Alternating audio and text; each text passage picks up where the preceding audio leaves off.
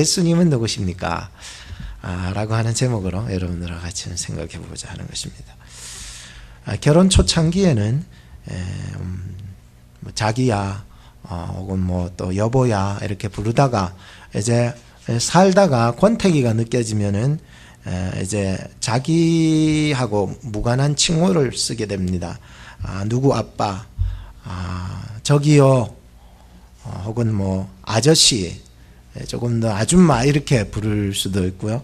이제 말년이 되어 가면은 어이, 야 이 인간아, 거기에 수식어까지 넣어서 야 이 왼수 같은 인간아, 혹은 얼빠진 인간아, 이 한심한 인간아, 인간의 어떤 실존에 대해서 점점 찾아가는 거예요. 그 사람의 존재가 무엇인지. 처음에 알고 결혼했습니까? 존재를? 아니죠. 눈에 콩깍지가 씌어가지고 결혼을 했으니까 좋아라고 그리 자기야 그런 부르다가 나중에 말년가에서는 인간의 존재의 의미를 한번 찾아보려고 많이 노력은 하긴 하는데, 예수님과 우리는 정말 이 땅에서 살아온 시간들이 굉장히 많이 있을 거예요. 제가 얘기하는 얘기를 모르는 사람도 있어요. 예수님과 어떻게 살아요? 그건 아직까지 그분은 인격적으로 예수님을 만나지 못한 거예요.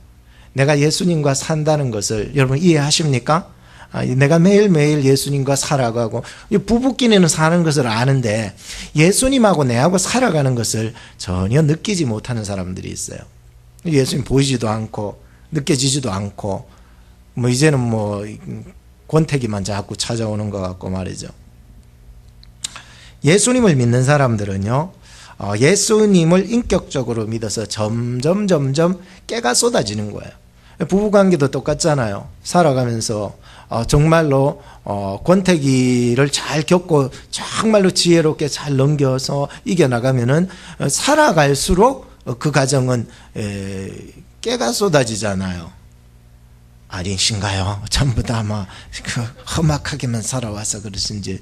하여튼 간에 우리가 예수님하고도 정말로 권태기가 찾아오겠지만 그것을 잘 지혜롭고 믿음으로 잘 극복해서 넘어가면 그때부터는 예수님하고 내하고가요, 관계가 깨가 쏟아진다라고 하는 말씀인 것입니다.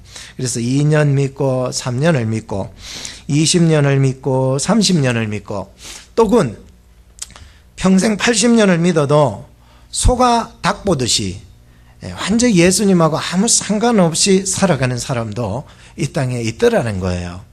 여러분들은 예수님하고 어떤 관계로 살아가고 예수님을 내가 어떻게 부르고 살아가고 있으십니까? 후안 카를로스 제자입니까? 라고 했던 그 책을 썼던 그분은 마치 오늘날 성도들은 마치 교회를 와서도 예수님과의 그 교제보다는 그냥 왔다가 가는 성도들이 많다라고 하는 얘기를 쭉 적어요. 그러니까 성도들이 와서 그 목사님의 강대상의 뒤에 있는 벽돌의 개수가 몇 개인지 세알리다가 예배 마치고 집에 간다는 거죠. 후안 카를로스 당신 자신도 목회를 하면서 사람의 숫자를 오늘은 몇 사람이 왔네 라고 그렇게 해서 정말로 세상의 기술과 세상의 방법, 자기가 신학교에서 배웠던 그 방법으로 해가지고는 그렇게 곱빼기로 부흥을 시켰는데 하나님 앞에서 자기의 모습을 보면서 가슴 치며 후회했다고 하잖아요. 내가 과연 무엇을 하고 있느냐. 오늘도 뒤에 앉아있는 분들은 참 조심해야 돼요. 사람 머리 숫자 이렇게 세알리다가 오늘 집에 가는 수가 있어요. 오늘 과연 이 예배를 통하여서 내가 예수님을 어떻게 믿고 예수님이 과연 나에게 어떤 분이신가 좀 다가올 수 있어야 되는 거죠. 예수님을 믿어도요, 그냥 한 번씩 그냥 왔다 갔다 이렇게 믿는 것이 아니잖아요. 그죠? 예수님을 좀 제대로 믿어봤으면 하고 싶은데 예수님이 과연 나에게 누구인지 와닿지도 않고, 그죠? 그럴 수 있는 거죠. 예수님을 믿어도 그냥 구경꾼들처럼 바다 구경 왔듯이 구경 잘했다라고 해서 집으로 돌아가면 여러분들에게 무슨 유익이 있고 저에게는 무슨 기쁨이 있겠습니까? 필립 얀시의 내가 알지 못했던 예수님이라는 책에 보면은 어릴 적에 생각했던 자기 그림 속의 예수님의 이미지가 완전히 깨어지기 시작했습니다. 그가 신학교 들어가고 성장해 나가면서 예수님의 재발견을 담았던 책이에요. 그래서 나중에는 정말 예수님이 나에게 어떤 분이신가를 깨달아갔던 책이었어요. 그 책의 제일 끝부분을 보게 되었습니다. 제일 끝부분이 좀 아주 좀 결론을 잘 지을까 생각을 들었는데 좀 애매모호한 얘기로 끝을 맺는 거예요. 어떤 할머니 한 분이 계셨는데 이제 돌아가시게 되었어요. 150년 된 고목나무 밑에 묻히게 되었는데 그의 비석에 그런 글자가 딱 써 있었어요. 자기 유언이었어요. 자기 비석에는 다른 글 다 적지 말고 이 글자만 적으라는 거예요. 기다림이라는 글자만 딱 적혀 있는 거예요. 제가 그러고는 그 책이 끝났어요. 아이고 책이 끝마무리가 별로네 이런 생각은 들었는데 갑자기 저에게 다가오는 하나님의 말씀이 마음속에 들려지는 거예요. 이 여자가 지금 고목나무 밑에서 할머니께서 150년 된 고목나무 밑에서 누워 계시는 거예요. 기다림이라는 글자 하나를 비석에다가 세워놓고 가만 생각하니까 누구를 기다렸는 줄 아세요? 예수님을 기다리신 거예요. 이 할머니가 죽으셔서. 그래서 제가 깨달았어요. 이 할머니는 비록 무덤에 묻혀서 죽었지만 그 속에는 살아있는 거예요. 주님을 믿는 자는 죽은 게 아니라 자는 거거든요. 그러니까 주님 다시 오실 그날을 기다리면서 무덤에 잠시 자고 있는 거였어요. 섬찟했어요. 하나님 내게 그런 믿음이 있을까? 나는 어떤 예수님을 믿고 있는가요? 예수님이 다시 오실 때 이제 일어나라 갈 때 됐다 하면은 지금 그런 생명이 예수 생명이 여러분들에게도 있기를 바라는 마음으로 오늘 제가 말씀을 계속 전할 거예요.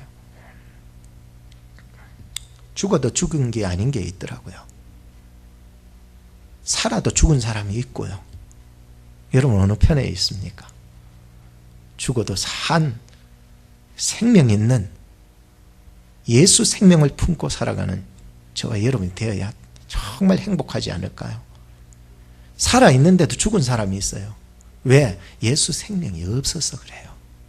전혀 예수 만나본 사람도 아니고 그냥 주일날만 그냥 그저 들렸다가 나가는 정도의 수준은 살아가면서 너무 힘들어요. 그냥 살아도 죽은 거예요. 오늘 이 말씀을 잘 듣고 정말 여러분들의 삶에 예수님이 인격적으로 찾아오셔 매일매일 여러분들의 삶이 진짜 살아있는, 살아도 살아있고 죽어도 살아있는 그런 인생이 되기를 주 이름으로 축복하는 것이에요. 얼마나 기쁜지 모르겠어요. 그런 사람은 기뻐요. 힘이 들고 어려워도 기쁜 거예요.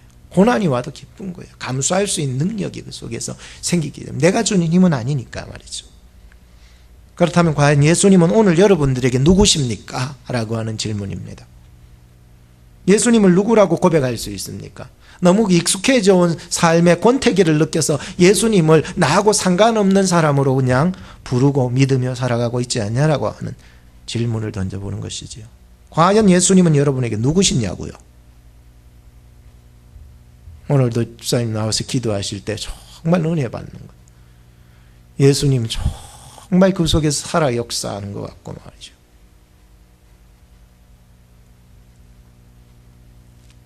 베드로는 어떻게 고백합니까? 주는 그리스도시니이다 라고 고백했습니다. 주님 그 고백을 칭찬하셨고 마태복음에 기록하죠. 그 고백 위에 교회를 창설하셨다는 것을 알았어요. 아하, 오늘 우리의 고백 하나하나가 모여서 우리 교회가 든든히 서갈 수 있고, 이건 교회뿐만 아니라 여러분들의 마음의 성전, 인생의 성전, 사업의 성전이 예수 그리스도 안에서 내가 주를 그리스도라고, 예수님을 그리스도라고 고백하는 자 위에서 교회가 세워지는 거예요. 여러분들이 진정한 교회가 되어야 되는 거예요.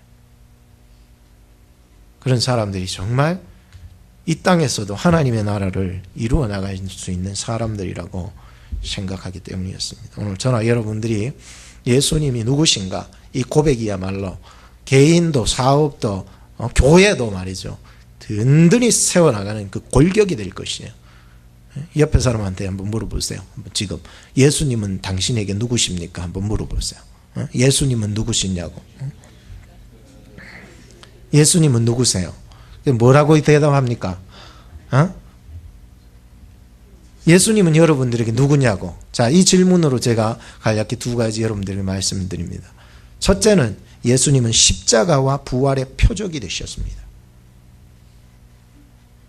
표적이라는 말은 좀 어려운 말일 수도 있지만, 표적이라는 말은 사인, 뭐 어떤 신호라든가 혹은 조금 더 나아가서 기적, 이적을 나타내는 거예요. 그래서 우리가 어떤 기적이나 이적은 굉장히 표적이 되어서 어떤 세상의 일반적인 것보다 두드러져 나타나잖아요. 표적이라고 하는 것은. 아하, 어떤 표적인 거, 이렇게 밋밋한 거 말고 밋밋한 거에서 뭔가 좀 도드러져 낳는 거기 때문에 그것을 봄으로 말미암아, 그 도드러져 낳는 그 속에서 뭔가 들어있는 듯한 거죠.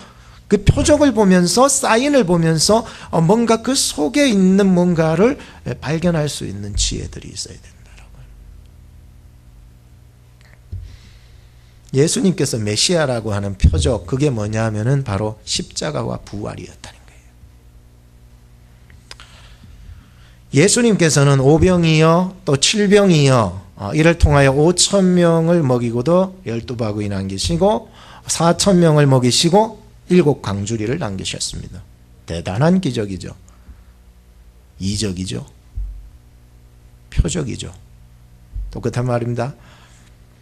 그런데 바리새인들이 예수님의 그 표적을 보고 힐난했다, 즉 비난했다라고 하는 거예요. 이 정도의 기적으로서는 하늘을 위에서부터 내려오는 표적이라고 나는 인정할 수 없다 그래 버린 거예요. 누가요? 바리새인들이 말이죠. 참 못돼 빠진 사람인 것 같아요. 어느 정도 보여줘야 진짜 기적이라고 보겠느냐 생각하지만, 이 사람들의 관점은요, 아무리 예수님께서 더한 기적을 보여주신다 할지라도 이 사람들의 눈에는 그냥 쇼를 보는 거나 똑같은, 마술 쇼를 보는 거나 똑같은 거예요. 이것이 그들에게까지 신앙으로 들어오기까지는 전혀 아무런 게 없는 거예요. 이런 사람들은 예수님이 십자가에 못 박혔을 때에도 그런 얘기를 하잖아요. 네가 진정 하나님의 아들이거든 십자가에서 어떡하라고요? 내려오라 그래 버려요. 막상 진짜로 내려왔다고 해도 그 사람들이 예수를 믿을까요? 저는 화건컨대 안 믿습니다. 안 믿기로 된 자는요, 죽어도 안 믿습니다.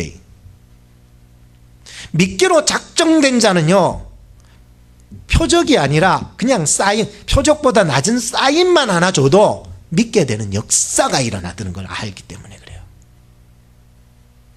오늘 멋떨어지는 설교 아니라도 여러분들의 마음속에 정말 예수 그리스도를 믿기로 작정된 자는 오늘 이 말씀 안에서 정말 예수 생명을 얻게 되고 예수 그리스도 안에서 구원을 경험하게 될 줄로 확신하는 거예요. 모세라고 하는 인물은 하나님의 그 능력을 가지고 하나님의 기적을 들고 바로 왕 앞에 나갔지요. 그리고 지팡이를 던져 뭐가 됩니까? 뱀이 되고, 다시 잡으니 지팡이가 되고. 그때 바로가 하나님을 믿었습니까? 안 믿었습니다. 우리 애굽에도 그런 술객들 많다 이놈아 그래가지고 완전 평가절하 시켜버린 겁니다. 그쯤이야. 술객들이 와가지고 이런 기적을 베풀어 버리니까 아무것도 안 돼. 하나님이 완전히 이거는 그리고 또 갑니다. 지팡이를 들어 하수를 치라 피가 되는 거예요. 근데 애굽의 술객들도 피를 만드는 거예요. 너는 별거 아니다. 하나님 별거 아니다. 그런 표적과 기적을 보여로 별거 아니네. 개구리 표적을 보여주세요. 개구리의 그 이적을 보여서 땅에서 하수에서 개구리가 어디서 나타나는지 후루룩 올라오는데 너무나도 징그러워요. 애굽 술객들이 가서 개구리를 나오게 해버리는 거예요. 이 바로왕이요, 이 모세가 들고 왔던 하나님의 기적을요 그냥 하찮게 여겨버리는 거예요. 물론 그 이후로는 따라하지 못했지만, 그렇다고 더 큰 기적을, 자기들이 하지 못하는 기적을 보여준다 그래가지고 바로 그들을 보내줬습니까? 아닙니다, 여러분. 안 보내주기로 작정한 사람은 죽어도 안 보내줍니다. 나중에 마지막 장자의 재앙을 줬을 때 여러분 보내준 줄 압니까? 성경을 잘 보세요. 보내준 게 아니에요. 또 따라왔어요, 여러분. 안 믿을 사람은요, 죽어도 안 믿어요. 믿기로 작정된 자들은요, 여기 앉아서 하나님의 말씀을 아멘 하기만 받더라고요. 얼마나 감사한지 모르겠어요. 오늘 사랑하는 여러분들, 정말 믿는 자들이 되기를 주 이름으로 축복합니다. 아무리 예수님이요 십자가에서 내려온 것뿐만 아니라 더한 기적과 표적을 보여줘도 안 믿는 자는 안 믿기 때문인 것입니다. 폴 워셔라고 하는 사람은 복음이라는 책에서 이런 글을 적어서 참 마음이 와닿아서 제가 좀 여러분들 소개할까 합니다. 복음의 내용과 특성을 조금이라도 이해한다면 열정을 느끼지 못하거나 인간의 손으로 만든 물 없는 터진 웅덩이에서 능력을 구하는 그런 공공한 지경에 처하는 일은 결코 없을 것이다. 이걸 보면서요, 야, 그가 제시하고 있는 이 복음의 명확한 의미들을 가르쳐주고 있어요. 그래서 그가 제시했던 성경적 구절이 하나 있었는데, 고린도 전서 15장 1절에서 4절인데 제가 그것을 보면서 성경을 펼쳐 읽어봤어요. 읽어보면서 3절이 가장 나에게 와닿는 복음이더라고요. 복음의 내용이 뭡니까? 여러분들 복음 하는데 복음이 뭡니까? 기쁜 소식, 그건 문자적인 의미 아닙니까? 그럼 복음이 무엇입니까? 뭐예요? 복음이 뭐예요? 그래서 고린도전서 15장 3절에서 정확하게 우리에게 말씀해 주셨다니까요. 복음이 뭐냐고요? 라고 했을 때 아무도 대답 못하는 거예요. 제가 읽어드릴게요. 한번 들어보시기 바랍니다. 성경대로 그리스도께서 우리 죄를 위하여 죽으시고 장사 지낸 바 되었다가 성경대로 사흘 만에 다시 살아나셨다는 거예요. 이게 복음이에요. 제자들이 베드로와 사도 바울이요 복음을 전할 때 나아가서 이 바로 예수 그리스도의 십자가와 또 뭐? 부활에 대해서 증거하기 시작했다는 거예요. 오늘 십자가와 부활이 여러분들에게 능력의 사인이 된다는 사실을 아십니까? 사람들은요, 이 십자가와 부활에 대해서 아무렇지로 생각이 없어요. 아예 이거는 뭐 아무 의미가 없어요. 예수님께서 나를 위해서 십자가에 달려 돌아가자 죽으셨다는데도 아무 느낌이 없고요. 다시 살아났다는데도 아무 느낌이 없어요. 그거 왠지요? 권태기예요, 권태기. 오늘 예수님께서요, 나를 위해서 십자가에 못 박혀 죽으셨다는 사실이에요. 그리고 그 죽음에서 다시 나를 위하여서 나의 부활을 위해서 다시 살아나셨다는 사실이에요. 이것은요, 사람이 만든 것도 아니고 사람에 의해서 나타난 것도 아니라 전적인 하나님의 사건이었다는 거예요. 오늘 복음이라고 하는 것은 사람에 의해서 만들어진 게 아니에요. 오직 정적인 하나님의 은혜로 말미암아 우리가 구원을 받았다는 거예요. 누가요? 예수님께서 나를 위해서 십자가에 죽으시고 부활하셨기 때문에 내가 구원을 받았다는 거예요. 이 사실이 여러분들 마음속에 믿어지는 역사들이 일어날 때에 하나님이 큰 은혜를 주시는 거예요. 어떤 목사님이요, 집회에 초청을 받으셨어요. 1시간이 늦어버렸네.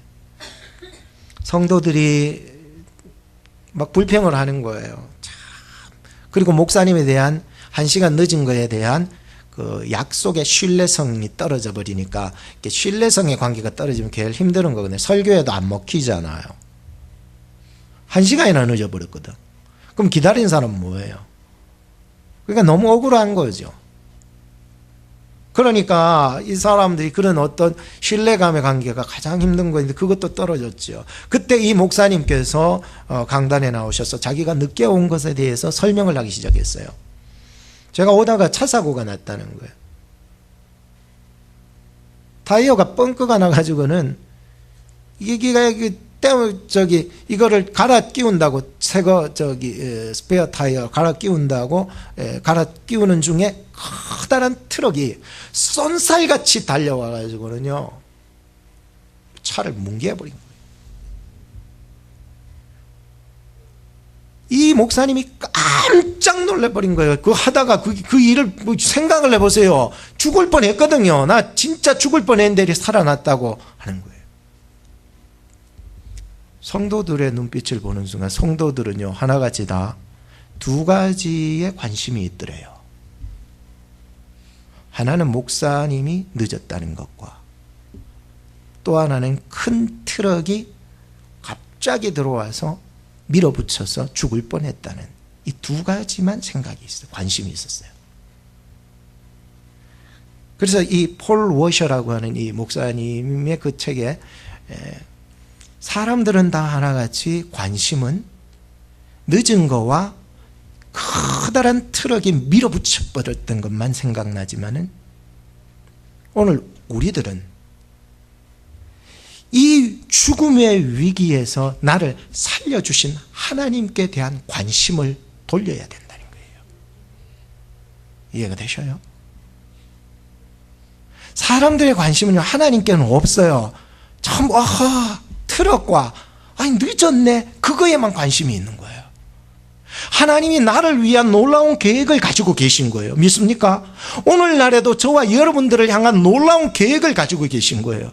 그것은 우리 죽을 영혼들을 위해서 하나님께서는 자기의 독생자 아들을 예비해 주셔서 우리를 구원하시고자 해 주셨다는 사건이었습니다.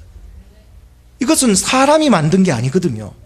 전적인 하나님이 우리를 구원하신 복음이요, 우리를 살려주시기 위한 사건이었다는 거예요. 하나님께서 오늘도 여러분들의 마음속에 찾아와 주셔서 정말 예수님이 나에게 어떤 표적으로 다가오는지 믿어지게 하시옵소서. 바리새인들은 못 믿거든요. 상관이 없는 사람들이에요. 주여, 내 속에 예수님의 십자가가, 예수님의 부활의 생명이 이 속에서 살아있게 해주세요. 두 번째는, 예수님은 생명의 떡과 천국의 누룩이 되셨습니다. 제자들은 깜빡 잊어버리고 떡을 챙겨온다는 걸 잊어버렸나 봐요. 그런데 배를 타고 오다가 14절에 보니까 떡이 배에 몇 개나 있었어요? 한 개 있었어요. 5병 이하에는 떡이 몇 개 있어요? 7병 이하에는 떡이 몇 개 있어요? 지금 배에는 떡이 몇 개 있어요? 아이고, 아까 7병 이하에 떡을 좀 챙겨올 걸, 내가 바보네, 무식하다. 아이고, 이 어떡하나, 이런 상황 속에서 예수님께서 하신 말씀이 있어요. 뭐 얼토당토하는 말씀을 늘 하시는 것 같아요. 근데 거기에는요, 다 하나같이 이유가 있어요. 예수님이 말씀하시기를 바리새인의 누룩과 헤롯의 누룩을 삼가 주의하라. 그런 것들이 내 속에 들어오지 못하도록 경계하고 지키라라고 말씀을 해주셨어요. 제자들은 지금 5병 이하의 경험을 했고 7병 이하의 능력을 경험했어요. 굉장한 예수님의 표적을 경험했던 자예요. 근데 손에는 떡이 몇 개 있어요? 한 개 있어요. 근데 이 제자들은 그 한 개의 떡을 가지고 염려하고 있었어요. 왜요?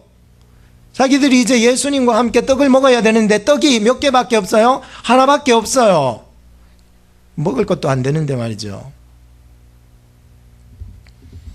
이 사람들은 아직까지 예수님이 5병 이하와 7병 이하의 그 능력을 경험했음에도 불구하고 뭐만 바라보냐면 손에 들고 있는 떡 한 개만 바라보고 있었습니다.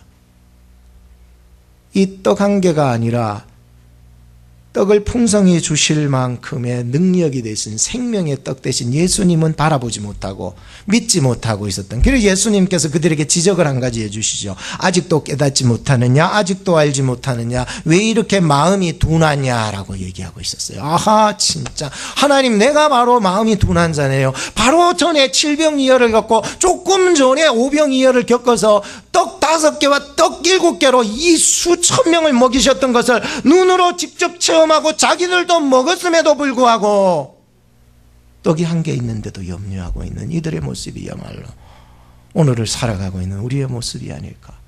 예수님을 곁에 두고서도 우리는 떡한 개 있다고 늘 염려하며 살아가는 우리의 모습이 아니었던가 생각해 봅니다. 그렇다면 지금 제자들은 빵이 없는 것 때문에 염려하는 것은 문제가 아니었습니다.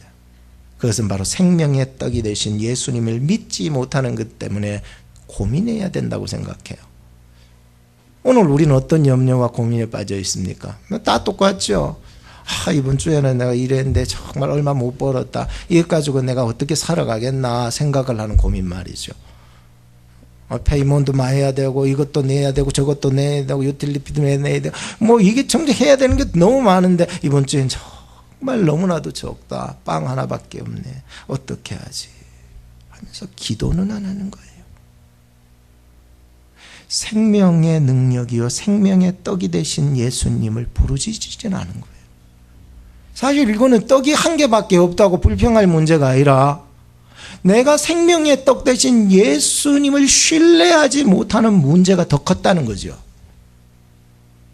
오늘 우리가 이민사회 살아가면서 이런 문제들이 많이 부딪히지 않겠습니까?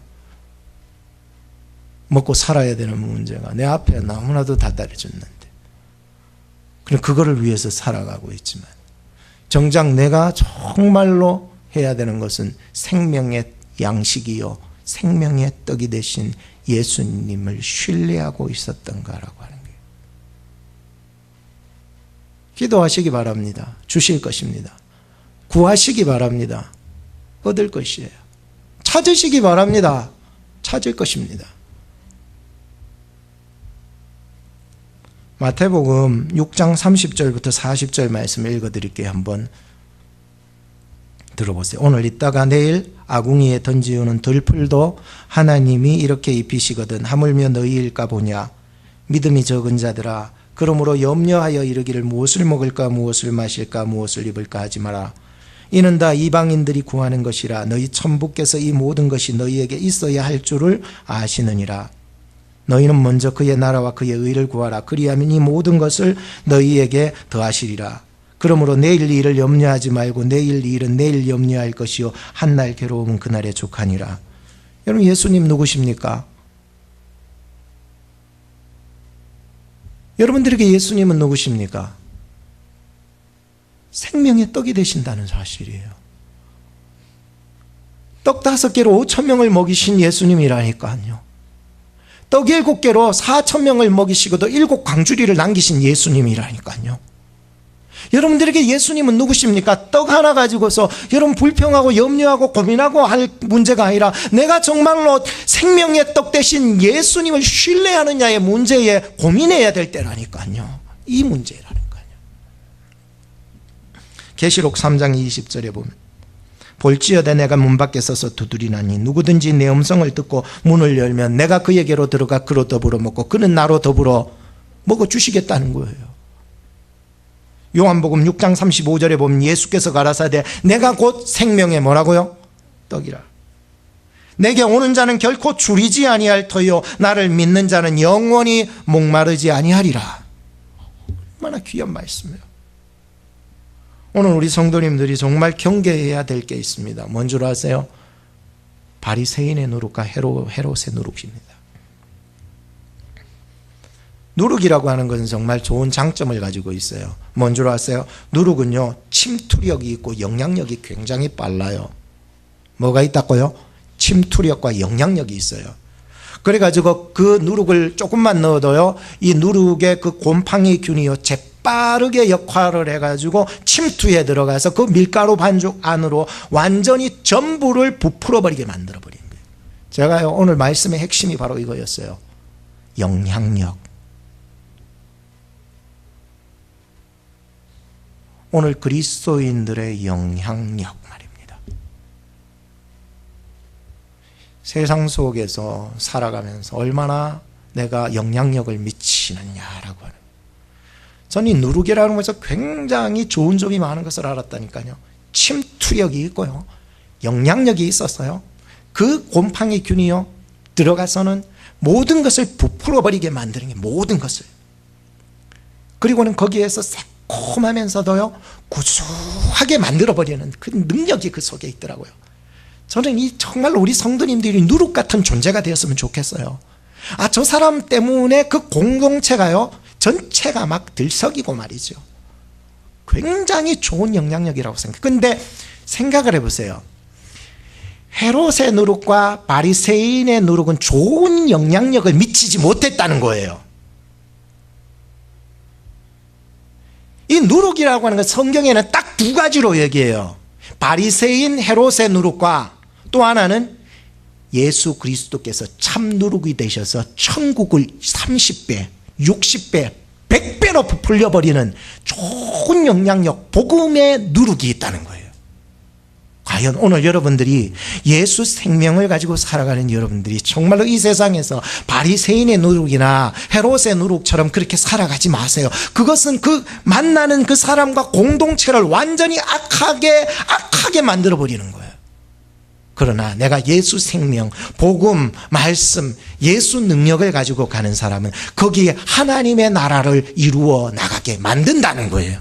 그렇다면 여러분들은 바리새인의 누룩, 헤롯의 누룩이 되기를 원합니까? 아니면은 예수 복음의 누룩이 되기를 원합니까? 예수 복음의 능력을 가진 사람은 그 속에 들어가면 공동체를 살리는 거예요. 바리새인의 누룩과 헤롯의 누룩이 뭔 줄 아세요? 바리새인들은요, 종교인들이에요.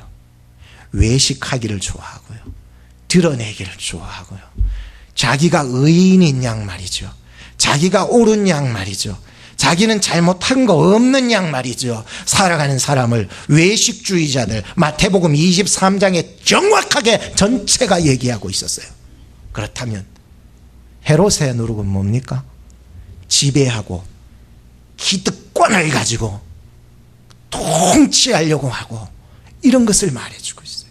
탐욕이 있어서 소유하려고 하는 것을 헤롯의 누룩이라고 하는 것이에요. 이거 둘이 손잡으면요, 어디를 가나 그 공동체가 초토화돼 버린다는 거예요. 오늘요, 우리는 종교성을 가진 신앙도 아니에요. 바리새인이 아니잖아요. 그렇다고 세상의 기득권을 가지고 교회에서 행사하려고 하는 이런 사람도 아니에요. 진정 예수 복음 이것의 누룩은요, 예수님처럼 온유하기를 원하고요, 겸손하기를 원하고요, 섬겨주기를 원하는 것이야말로 진정한 천국을 이룰 수 있는 누룩이 되지 않을까요? 에? 그렇지 않아요? 그래서 우리는요, 헤롯의 누룩과 바리새인의 누룩을 경계해야 돼요. 내 속에서 침투하지 못하도록, 우리 공동체 속에서 침투하지 못하도록 경계해야 된다. 근데 없을 수는 없어요. 희한해요. 교회 안에도요, 완벽한 사람은 없어요. 다 하나같이 세상의 모든 물결들이 흘러나가는 거예요. 그럼에도 예수님은 말씀하셨어요. 삼가 바리새인의 누룩과 헤롯의 누룩을 뭐 하라고요? 조심하세요, 여러분. 우리는 지켜야 되는 거예요. 그래서 누가복음 13장 20절 21절에 이렇게 얘기합니다. 또 가라사대 내가 하나님의 나라를 무엇으로 비유할꼬? 마치 여자가 가루 서말 속에 갖다 넣어 전부 부풀게 한 누룩과 같으니라 하니라. 무슨 뜻인지 아시죠? 다 설명해 드렸으니까.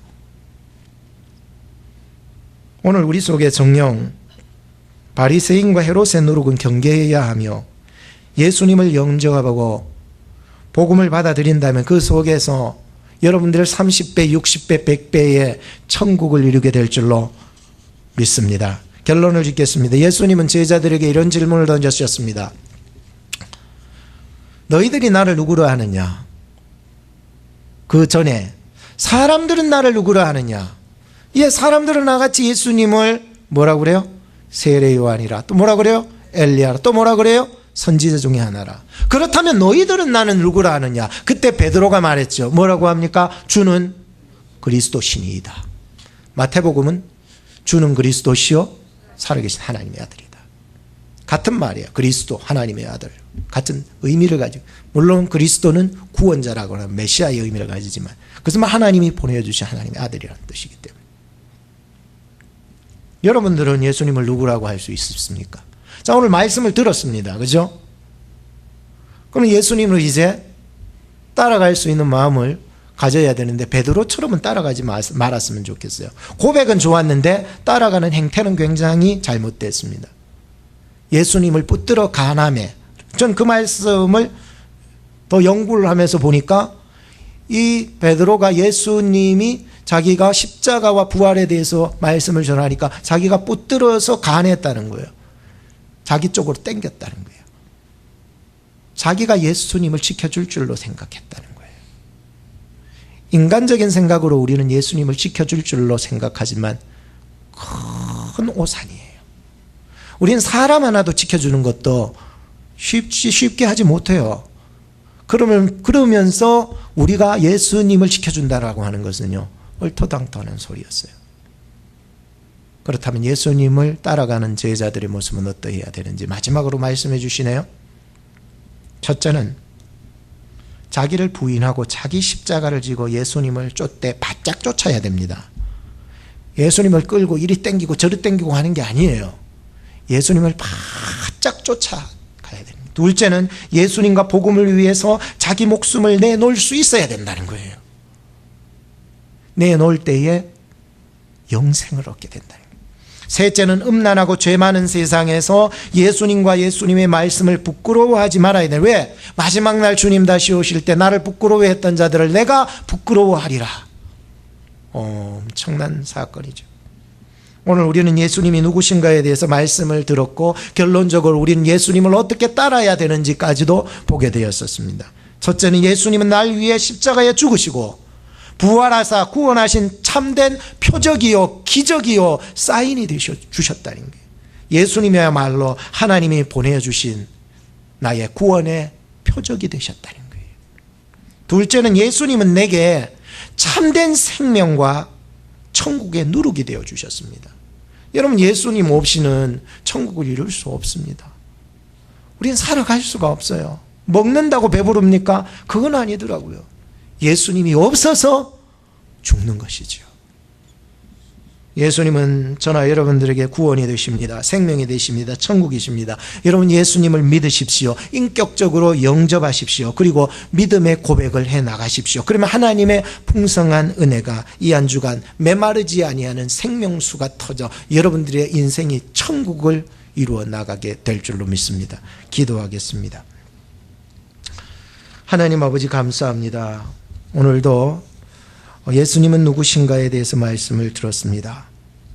과연 내가 믿는 예수님은 누구신지, 교회에 왔다가 그저 벽돌 숫자, 사람 숫자만 세다 가는 것은 아닌지, 오늘 진정 내가 예수님을 나의 그리스도로 고백하며 날 위해서 십자가에 죽으시고 부활하신 구원의 참 표적임을 믿어 의심치 않게 하시고, 더 나아가 내게 참된 생명과 또 천국의 누룩이 되어 주셔서 하나님께서 내게 주신 그 생명과 구원과 천국을 이루시게 하심을 감사합니다. 예수님을 더 잘 믿게 하시고 인격적으로 매일매일 주님과 동행하여서 예수 그리스도 안에서 큰 하나님의 그 은혜를 충만히 받아가는 살아있는 우리 성도님들이 다 되게 해 주옵소서. 예수님의 이름으로 기도하옵나이다. 아멘.